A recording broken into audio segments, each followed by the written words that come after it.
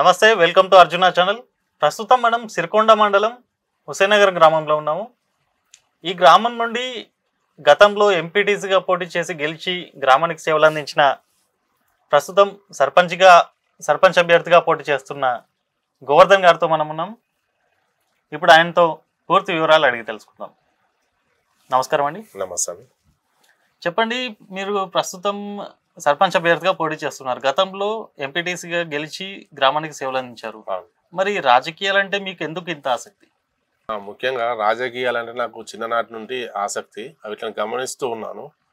అదేవిధంగా Nizamabad rural plus Sirikonda మండలు నిజామాబాద్ జిల్లా కేంద్రానికి దూరంగా వెనుకబాటుతనంగా ఉంది. ఇక్కడ రాజకీయం అంటే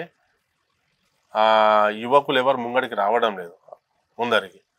దానివల్ల నేను ఒక యువకుడిగా చదువుకున్నవాడిగా నేను డిగ్రీ పీజీ 2 కంప్లీట్ చేయడం జరిగింది. కాబట్టి నాలాంటి వాళ్ళు వస్తే నన్ను చూసి ఇంకా యువకులు ముందరికి వస్తారేమో, గ్రామాల అభివృద్ధి చేసుకుంటారని ఆ ఆశతో నేను ముందరికి రావడం అది. కాబట్టి రాజకీయం అంటే పెద్ద మనుషులే చేయాలా అన్న నుంచి నేను రావడం వల్ల చాలామంది ఇన్స్పిరేషన్ అయ్యాన్ని నేను అనుకుంటున్నాను. అదేవిధంగా ఎంపీటీసీగా ఇండిపెండెంట్గా పోటీ చేసి హుసేనగర్ గ్రామ ప్రజలు అందరూ నన్ను భారీ మెజార్టీతో గెలిపించడం జరిగింది. రాజకీయం అంటే సంపాదించేందుకు సులువైన మార్గం అని కొందరు సృష్టించారు. మరి మీరు అదే విధానాన్ని అనుసరిస్తున్నారా, లేకపోతే మీ అభిప్రాయం ఏంటి? ఓకే, అయితే రాజకీయాన్ని సంపాదన గురించి నేను ఎప్పుడు ఆదాయాన్ని సంపాదించే మార్గంలో ఎప్పుడు చూడలే.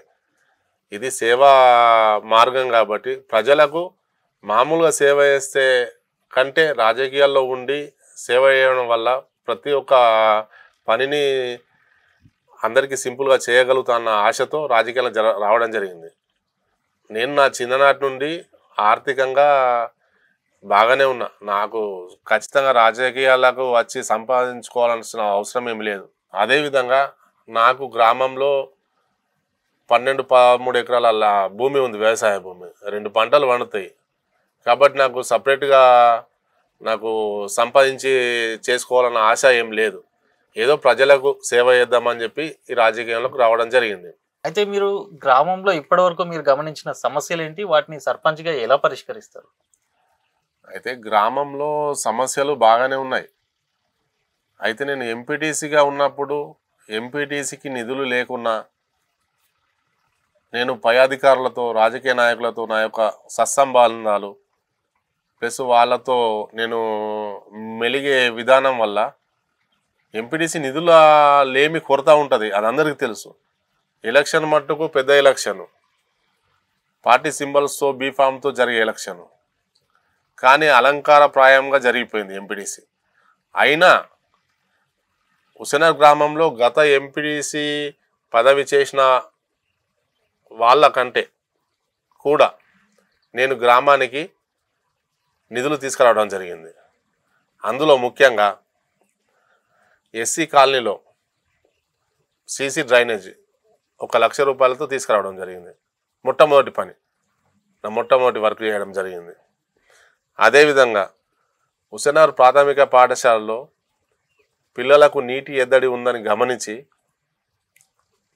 బోరు మోటారు పూర్తిగా శాంక్షన్ చేయించడం జరిగింది.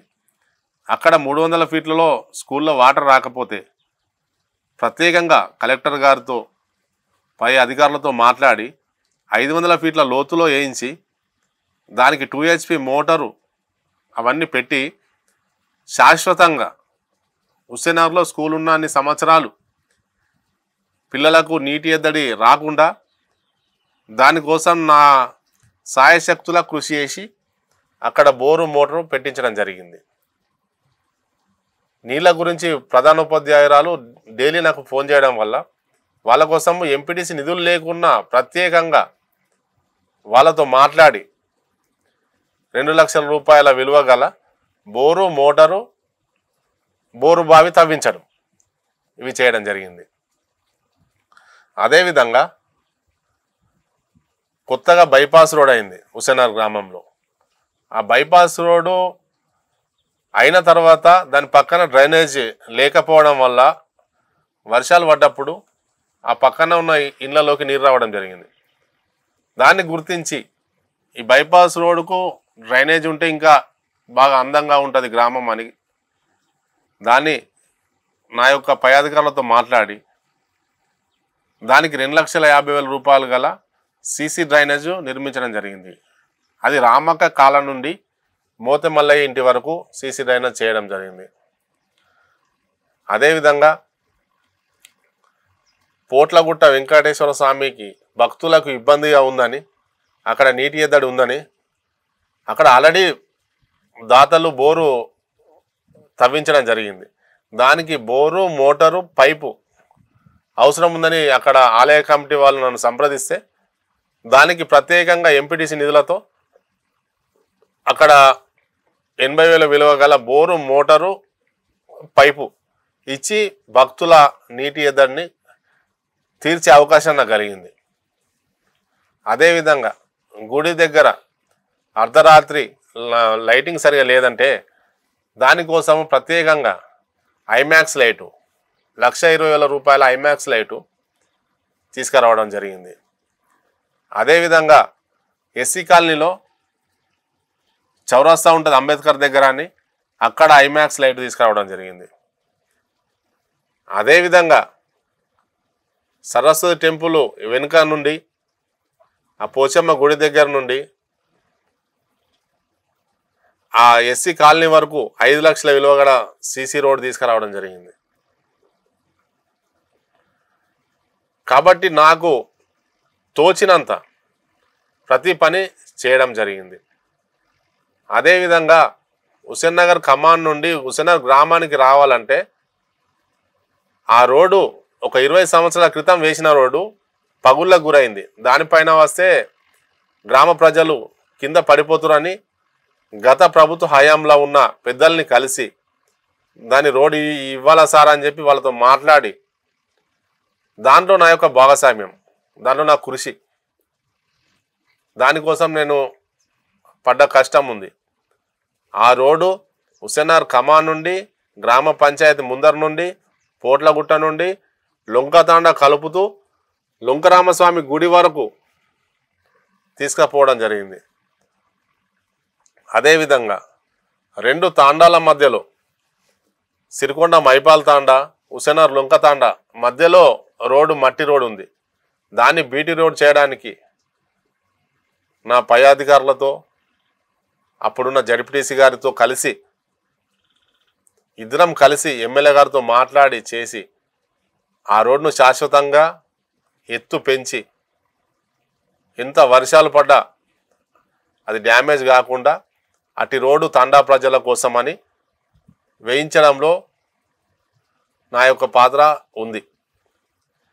కాబట్టి ఎంపీటీసీలకు నిధులు ఉండయి, అలంకారప్రాయమైన పోస్ట్ అని అందరూ అంటూ ఉంటారు. అయినా నా యొక్క చొరవతో, నా యొక్క మంచితనంతో, అందరితో కలిసిమెలిసి ఉండడం వల్ల నా యొక్క గ్రామానికి సేవ చేయడానికి ఈ ఎంపీటీసీ పదవి ఉపయోగపడింది. అదేవిధంగా అదే సర్పంచ్గా చేస్తే ఆల్రెడీ నిధులు ఉంటాయి కాబట్టి ఆ నిధులు ఎక్కడ ఎవరికి అవసరం ఉంది, ఎక్కడ ఏమి ఇవ్వాలా అందరితో మాట్లాడి ఎక్కడ కూడా అక్రమాలకు తావు లేకుండా. ఎందుకు అంటే నేను చదువుకున్న వాడిని, నాకు ఆల్రెడీ ఆర్థికంగా నేను ఉన్నవాడిని, నాకు డబ్బు సంపాదన ఏమీ అవసరం లేదు. ప్రజలకు సేవ చేయాలా, పేద ప్రజలకు సేవ చేయాలన్న ఉద్దేశంతో సర్పంచ్ పదవికి పోటీ చేయడం జరుగుతుంది. అయితే తాజాగా చూసుకున్నట్టయితే తాజా మాజీ సర్పంచ్లు ప్రభుత్వం నుండి నిధులు సకాలంలో అందక చాలా మంది అప్పుల పాలయ్యామని తమ ఆవేదన వ్యక్తం చేశారు. మరి ఏ ధైర్యంతో మీరు ముందుకు వస్తున్నారు? మీరు అడిగిన సమస్య నేను ఎదుర్కొన్నవాడిని. అప్పుడు ప్రభుత్వము కొన్ని పనులు చేయించింది కానీ బిల్లులు రాలేదు. కానీ ఇప్పుడు ప్రభుత్వము బిల్లులు వస్తాయి. వచ్చిన నిధులను సర్పంచ్గా